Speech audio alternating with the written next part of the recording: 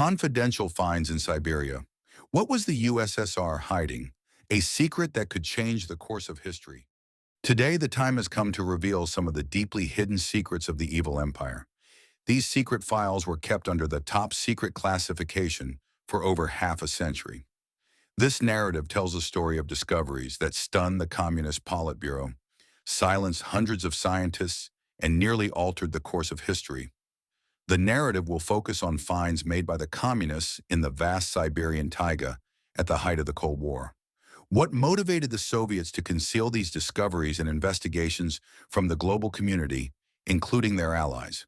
The answers will intrigue and surprise you. The 20th century's second half unfolds. The world is divided into two opposing camps. The United States and the collective West occupy one side. On the other, the Soviet Union, a mighty empire built on fear, discipline, and total control over every step of its citizens. This era went down in history as the Cold War, a time when nuclear missiles were aimed at each other, spy satellites circled the Earth, and the specter of a Third World War loomed over the entire planet. Submarines with nuclear warheads patrolled the seas and oceans off the coasts of the enemy, and every day could have been the last for the entire planet. But the Cold War was quite hot, not on the front lines and not in the trenches, of course, but in the minds of military officials, in laboratories, and in the secret operations of the Communist Central Committee and the Pentagon. It was a war without shots, but with billions spent on espionage, secret developments and research, subversive activities, and psychological pressure on the enemy. In those times, there was no room for doubt. Any means to achieve victory were considered justified. With its centralized planned economy and unlimited access to human resources, the Soviet Union was determined to surpass and defeat its main rival, the USA. Thousands of scientists, engineers, military personnel, and archaeologists worked towards one goal: to achieve technological and scientific superiority. Everyone understood that an atomic bomb wasn't enough for victory. The communists were looking for new types of weapons: psychotronic, geophysical, and environmental. They did not stop at anything. Soviet science involved not only the best Soviet specialists, but also hundreds of former Nazi scientists who were brought to the USSR after 1945 as part of special secret operations. The government set such a lofty goal that achieving it became a sacred duty for all citizens. Human lives, morals, resources, none of it mattered. Everything was insignificant compared to the power of the state. And all of this was against a backdrop of widespread poverty among the common people. The entire country lived in post-war devastation and total scarcity. Ration cards for bread, milk, and eggs were only abolished in the early 1960s. Queues in shops, a meager diet, the absence of the most basic household goods, and, most importantly, elementary amenities for the majority of the population did not prevent the authorities from spending millions on projects in armament, space, and paranormal expeditions. Millions of rubles were sent to Siberia, Altai, and the Arctic, places where it was believed mysterious ancient artifacts possessing powerful technologies were hidden in the Siberian swamps and taiga. The USSR lived in paranoia. The KGB, the Gulag camps, the underground bunkers of scientific institutes, and radar complexes in the wilderness across the country all served as constant sources of paranoia. Every morning, people woke up with the feeling that tomorrow might not come. Somewhere in a missile silo or on a submarine, a countdown might have already been launched. It was a world of fear, secrets, and the desire to possess a superweapon. 2. The USSR and the West. Two polar worlds. While Soviet families stood in queues for food and laundry detergent in the rotting West, as Soviet propaganda called it, capitalism was already offering its citizens an entirely new level of life. Refrigerators full of food, new private homes in the suburbs, dozens of brands of new cars to suit every taste, and luxurious shopping centers in all major cities, overflowing with a variety of goods. The so-called age of consumption had begun. People in the West wanted only one thing: a good and secure life under a peaceful sky. Meanwhile, magazines like Life, Popular Mechanics, and National Geographic reported on new scientific discoveries and achievements about satellites, new materials like plastics, lasers, microwaves, future interplanetary travel, and of course, anomalous phenomena that intrigued ordinary people. In the USSR, the country with a heroic past and a terrifying present lived contrary to common sense and was going through a very difficult time of post-war recovery. The country's industry could not cope with providing the population with consumer goods. However, almost half of the entire economy was working on defense. In all cities, there were empty shelves in shops and long queues. To buy furniture or a refrigerator, people would sign up 2 years in advance. Food ration cards for bread, butter, and meat in the USSR were only abolished in 1961. In the villages, kerosene lamps were still used, and hot water and a toilet in an apartment were inaccessible to 70% of the population of the huge country. Here is an example of a letter from Arkhangelsk to the Moscow newspaper Izvestia in March 1959. In a month, we can only buy 3 kilos of buckwheat and 100 grams of tea. Our city pharmacy is again out of bandages and aspirin, but they told us that soap from Bulgaria would arrive soon, but it never did.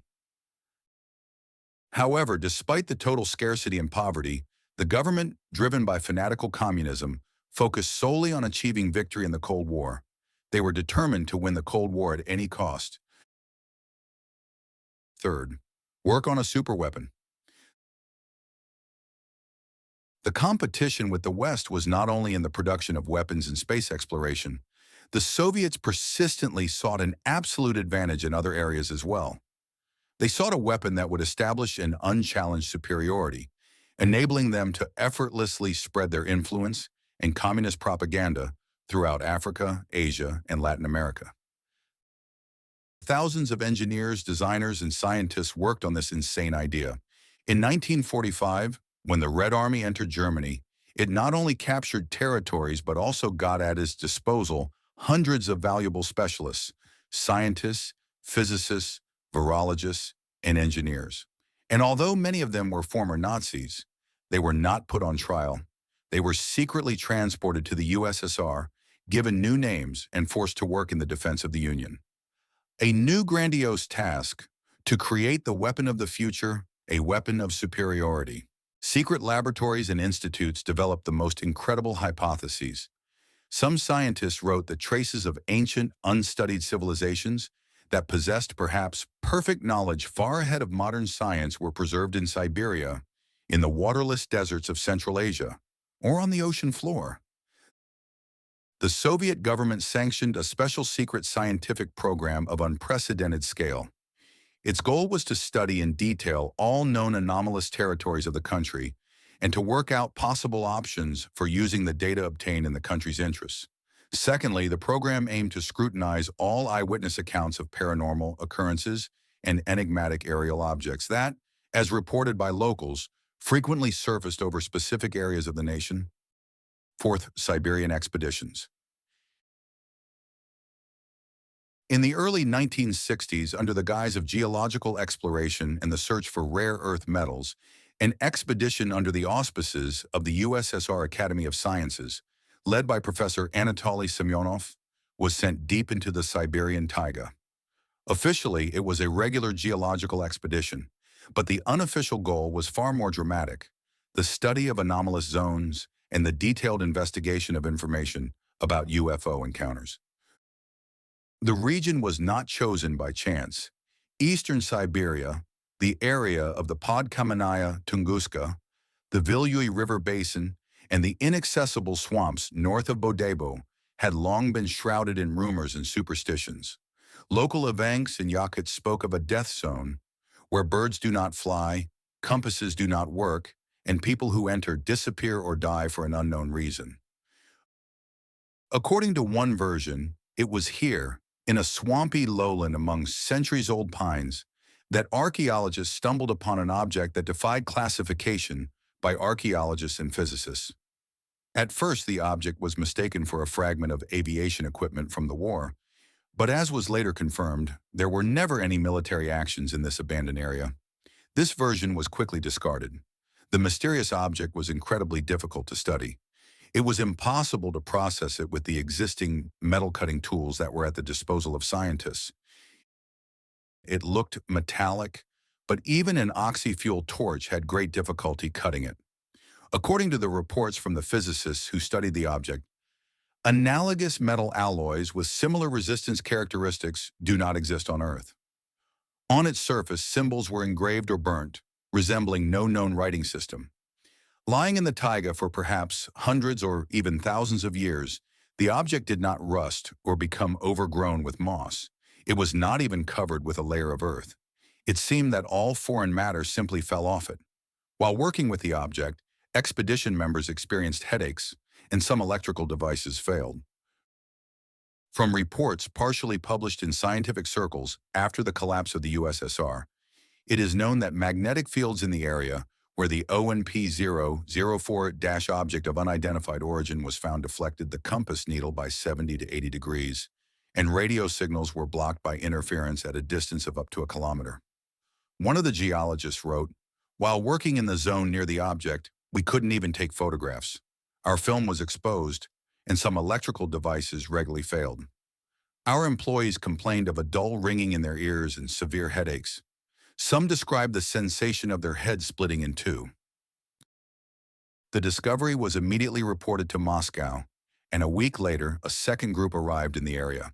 Military personnel, KGB representatives, and scientists from a closed nuclear physics institute in Novosibirsk. Everything that was extracted was immediately sent by special train to Vega 7. According to unconfirmed data, the destination was an underground complex in Altai, known in archival documents as the storage facility for highly classified materials. The Semyonov expedition was immediately disbanded after this. Several of its participants stopped working at their institutes and disappeared without a trace from the scientific community. All expedition materials were classified. On maps, this area of the taiga is marked as a forbidden zone. Since the time of perestroika, independent researchers have tried to get there, but without success. The area was either flooded or guarded by the military. What kind of object did Semyonov's expedition find then? Was it a remnant of an extraterrestrial spacecraft? Could it be a component of a mechanism that we have yet to comprehend? The USSR did not make a sensational scientific discovery out of this. It hid the find, and they continued to study it in secret. No one understood then what the news of this discovery could lead to. 5. The struggle of scientists. The United States was one of the first to systematically investigate unidentified flying objects. From 1952 to 1969, Project Blue Book, organized by the U.S. Air Force, was active. Its task was to study, systematize, and explain UFO reports from civilians and military personnel. A total of 12,618 cases were registered, of which 701 remained without a clear explanation. One of the leading consultants of Project Blue Book, American astrophysicist Dr. J. Allen Hynek, was initially skeptical of UFO reports. In the 1950s and 60s, he publicly called most sightings optical illusions or identification errors. But by 1966, his views began to change. After incidents in Ann Arbor, Michigan, and many similar unexplained cases, he admitted, "I began these investigations as a scientist, convinced of the foolishness of these stories. However, after reviewing hundreds of reports, I concluded that we are uncertain about what we are dealing with. These are not hallucinations, not perceptual errors, and not mass hysteria."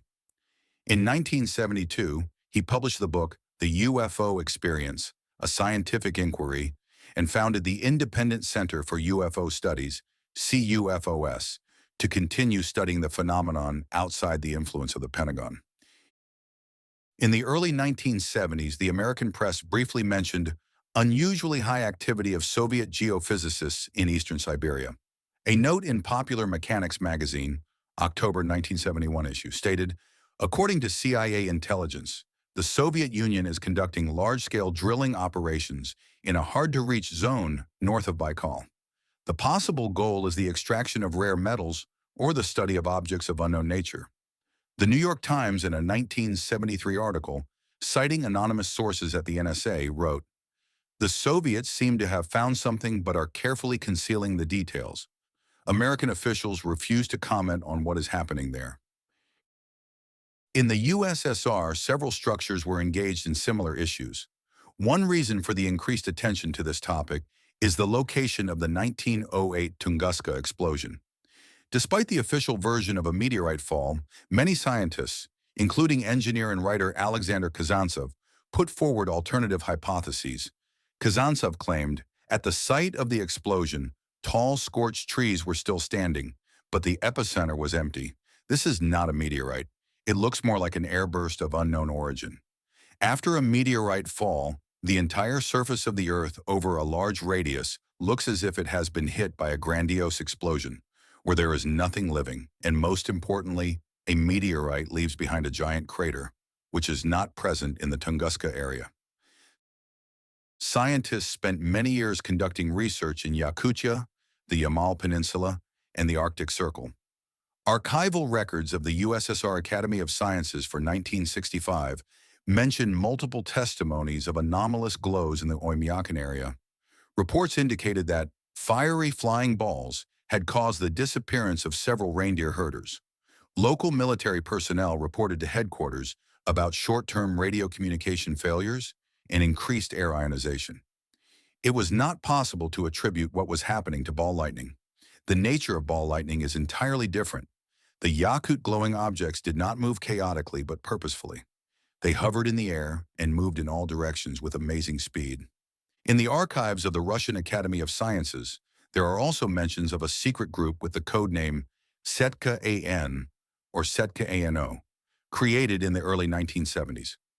Its task was to document and analyze anomalous phenomena, especially near strategic objects. To this day, most of its reports remain classified as top secret under KGB control. Thus, scientists and military officials in both the West and the USSR seriously considered the existence of anomalies and the possibility of extraterrestrial intervention. But instead of an open discussion, the path of silence and classification was more often chosen, responding to all the polemics in the press with frank, skeptical bewilderment. Sixth, geography of anomalous zones.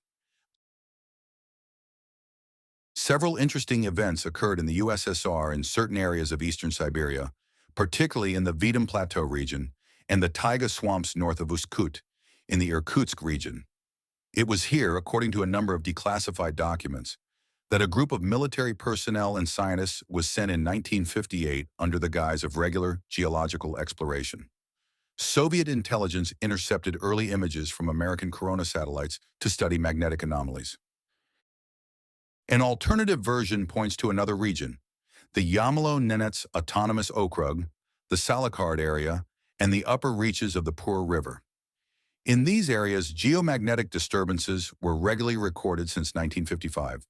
Coordinates 66 degrees 30 minutes, north 77 degrees 45 minutes east, northwestern Yamal, where, according to field diaries, the compass needle deflected by 90 degrees.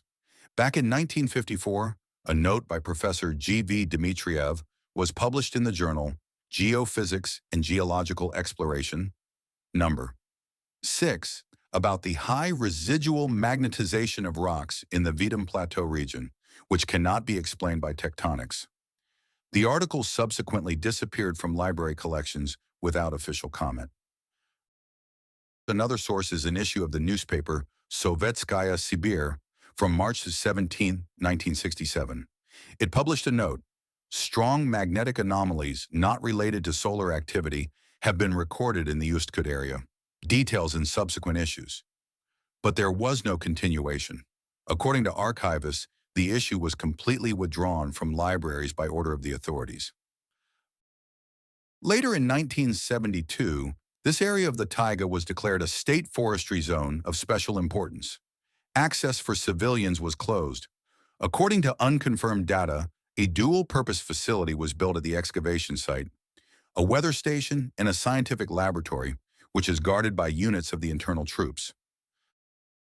The traces of G.V. Dmitriev disappear immediately after his expedition, and all the results of his group's work in this area were classified and removed from public sources.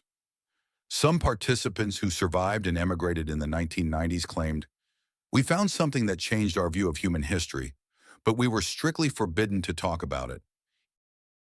Eastern and western Siberia are sparsely populated territories. Swamps and impassable forests in a harsh continental climate stretch thousands of kilometers. The difficult natural conditions do not attract people here. Few cities exist, and the small and rare settlements remain isolated from civilization. Is that why secrets capable of overturning ideas about humanity's past are hidden there? 7. The finale, the truth is out there somewhere. So what did Soviet scientists find in eastern Siberia? What kind of object lay in the taiga for hundreds or thousands of years? Was it an alien artifact, forgotten on Earth, or an artifact from ancient civilizations? No official comments from the Soviets ever followed. As some researchers claimed, the find was not just inexplicable, it was not even amenable to serious scientific analysis and did not fit into the framework of modern science. The American press in the early 1970s briefly mentioned unusually high activity of Soviet geophysicists in eastern Siberia. A note in Popular Mechanics magazine, October the 1971 issue, stated, according to CIA intelligence, the Soviet Union is conducting large-scale drilling operations in a hard-to-reach zone north of Baikal. The possible goal is the extraction of rare metals or objects of unknown nature. The New York Times, in a 1973 article, citing anonymous sources at the NSA, wrote, "The Soviets appear to have found something they can't yet explain themselves. American officials refuse to comment on what is happening." It is believed that part of the declassified USSR archives on the study of anomalous zones was taken abroad in the chaos of 1991. Photographs, scanned reports, and records of radio intercepts now surface on darknet forums. Some of them may be fakes, but some are chillingly plausible. One of the photos shows a metallic fragment with symbols that resemble Sumerian Akkadian writing, but with traces of processing that were impossible with Bronze Age technologies.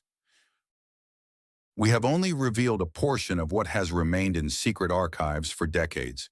We are telling this here. We continue to explore this possibility. Official scientific institutions do not provide answers to questions regarding the situation in Siberia and do not comment on the events that have taken place.